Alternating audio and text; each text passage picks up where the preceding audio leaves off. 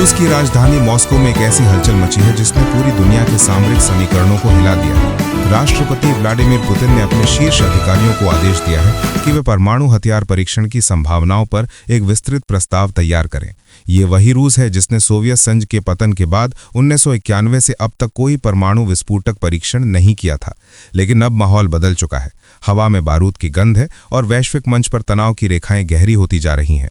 Putin का यह आदेश ऐसे समय में आया है जब अमेरिकी राष्ट्रपति डोनाल्ड ट्रंप ने भी अमेरिका में परमाणु परीक्षण दोबारा शुरू करने का संकेत दिया है। यानी दुनिया की दो सबसे बड़ी परमाणु ताकतें अब ऐसी राह पर बढ़ रही हैं जो शायद आने वाले दशकों की सुरक्षा व्यवस्था को बदल देगी। पुतिन ने एक टेलीविजन संबोधन में कहा कि मैं विदेश मंत्रालय, रक्षा मंत्रालय, खुफिया एजेंसियों और नागरिक संस्थाओं को निर्देश देता हूं कि वे संयुक्त रूप से इस पर विश्लेषण करें और प्रस्ताव लाएं कि रूस कब और कैसे परमाणु परीक्षण की तैयारी शुरू कर सकता है। यह बयान सुनते ही अंतर्राष्ट्रीय मंचों पर सन्नाटा छा गया, क्योंकि ये वही रूस है जिसने दशकों से खुद को परमाणु संयम का प्रतीक बताया था। लेकिन अब ट्रंप की चुनौती ने क्रेमलिन को भी कठोर प्रतिक्रिया देने पर मजबूर कर दिया है। हाल के सप्ताहों में अमेरिका और रूस के बीच रिश्ते इतनी तेजी से बिगड़े हैं कि दोनों देशों के बीच किसी भी राजनयिक पुल के टूटने की आशंका है। यूक्रेन युद्ध में गतिरोध ने ट्रंप को हताश कर दिया। उन्होंने पुतिन के साथ तय हुई शिखर बैठक रद्द कर दी और व्हाइट हाउस लौटने के बाद अपने पहले ही महीने में रूस पर नई आर्थिक और सैन्य प्रतिबंधों की झड़ी लगा दी। इन सब के बीच रूस की सुरक्षा परिषद की बैठक में पुतिन ने जब ये चर्चा छेड़ी तो माहौल एकदम बदल गया। संसद के स्पीकर व्याचेस्लाव वोलोदिन ने कहा कि ट्रंप ने 33 साल बाद परमाणु परीक्षण की बात की है, तो क्या हमें चुप रहना चाहिए? इस सवाल ने बैठक को परिवहन सुरक्षा जैसे साधारण एजेंडे से हटाकर सीधे वैश्विक अस्तित्व की बहस में ला खड़ा किया। ऐसा माना जा रहा है कि यह सवाल भले ही अचानक पूछा गया हो, लेकिन प्रतिक्रियाएं पहले से तैयार थीं।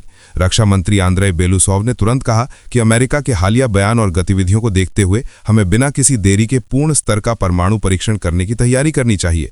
उन्होंने ये भी जोड़ा कि आर्कटिक क्षेत्र में नोवाया ज़ेम्लिया परीक्षण स्थल पर हम कम समय में परीक्षण करने की स्थिति में हैं।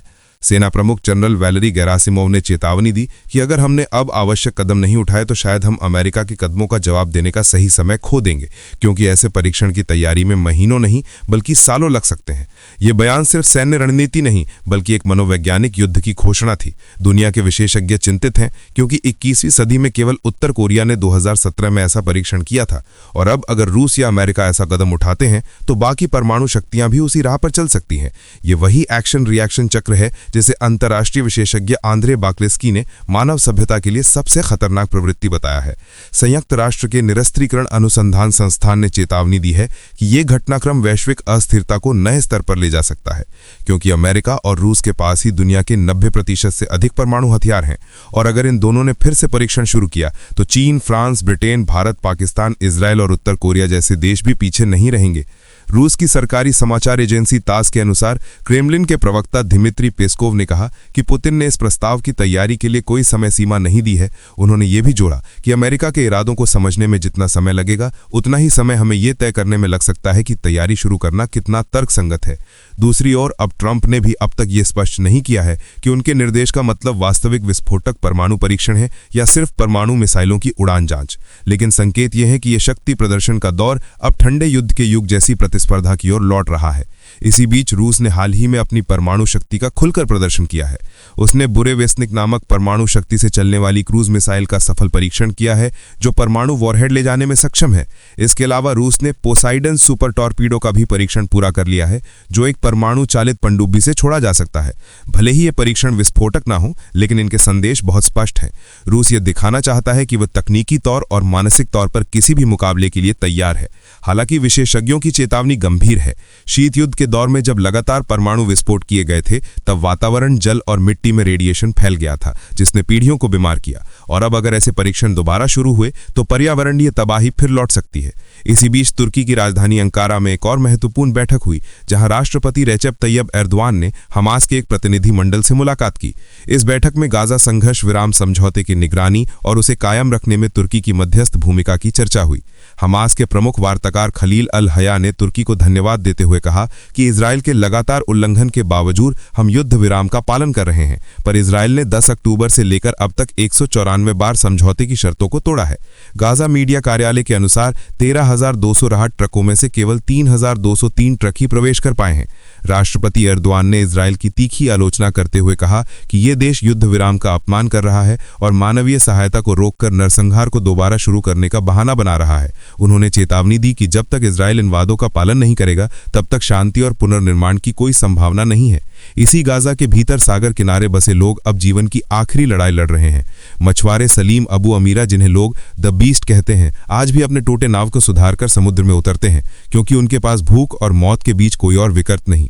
पहले जहां गाजा में हर साल 4600 टन मछली पकड़ी जाती थी, अब समुद्र में जाना भी मौत को बुलावा देना है। इजरायल ने जनवरी में गाजा की जल सीमा को पूरी तरह निषिद्ध घोषित कर दिया। मछली पकड़ना, तैरना या नाव से निकलना सब अपराध मान लिया गया। संयुक्त राष्ट्र के आंकड़ों के अनुसार पिछले 2 सालों में 200 से अधिक मछुआरे या उनके सहयोगी मारे जा चुके हैं। गाजा में मछली पकड़ने का काम 94% घट चुका है और ये न सिर्फ आर्थिक त्रासदी है बल्कि संस्कृति के विनाश की कहानी है। अमीरा कहते हैं, समुद्र हमें जिंदा रखता था, अब वही हमें मार रहा है। उनके शब्दों में उस पूरी पीढ़ी की पीड़ा झलकती है जो अब ना अपनी आजादी पा रही है, न पेट भर पा रही है। लेकिन उनकी आंखों में अब भी एक चुनौती है, एक उम्मीद कि वो फिर से सागर की लहरों को जीतेंगे। इसी बीच मध्य प्रदेश के एक और मोर्चे पर हलचल बढ़ी है। लेबनान में हिजबुल्लाह ने इजरायल के साथ किसी भी राजनीतिक वार्ता की संभावना को ठुकरा दिया है।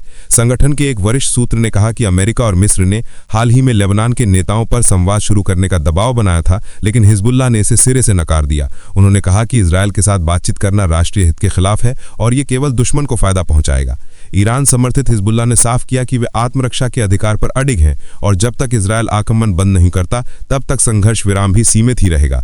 ये वही संगठन है जिसने कभी लेबनान की गृह युद्ध के बाद हथियार डालने से इनकार कर दिया था और अब वो कह रहा है कि जब तक इजरायल हमारी धरती पर कब्जा बनाए रखेगा तब तक प्रतिरोध जारी रहेगा।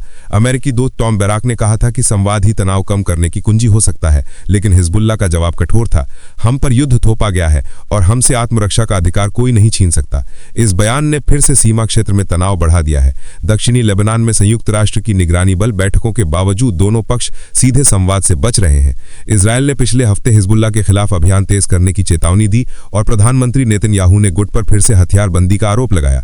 लेबनान सरकार अब गुट को निरस्त करने के दबाव में है, लेकिन हिजबुल्लाह और उसके सहयोगी इस कदम का विरोध कर रहे हैं। ये पूरा क्षेत्र अब बारूद के ढेर पर बैठा है, जहां एक तरफ रूस और अमेरिका परमाणु संतुलन को चुनौती दे रहे हैं, वहीं दूसरी ओर मध्य प्रदेश में हर मोर्चा जल उठा है। और इन सब के बीच सबसे बड़ा सवाल यही है कि क्या मानवता अब फिर से उस दौर में लौटने जा रही है जहां शक्ति का मतलब सिर्फ विनाश था, या फिर दुनिया समझेगी कि किसी एक की जिद पूरी पृथ्वी की तबाही बन सकती है। समय अब इतिहास के सबसे खतरनाक मोड़ पर खड़ा है और सवाल सिर्फ ये नहीं कि कौन जीतेगा, बल्कि यह है कि अगर ये खेल जारी रहा तो क्या कोई बचेगा भी या नहीं।